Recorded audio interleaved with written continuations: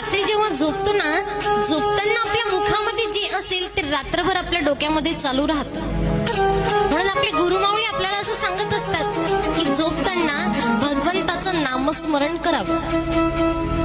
कारण ते नामस्मरण करत असताना जर आपल्याला झोप लागली तर रात्रभर नामस्मरण करण्याचं पुण्य आपल्याला मिळत असतं. डोकं सुद्धा आपलं शांत राहतं. पण आता अलीकडे एक सवय आपल्याला लागलेली आहे.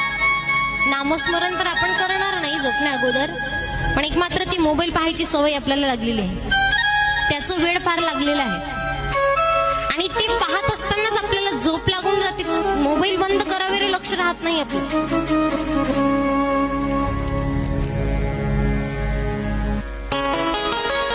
मी तुम्हाला असं म्हणणार नाही की तुम्ही मोबाईल बघू नका, पण तो मोबाईल पाहत असताना रात्रीच्या वेळेला जेव्हा आपण झोपतो ना, त्यावेळेला त्यामधले चांगले विचार आपल्या डोक्यामध्ये घेतले पाहिजे.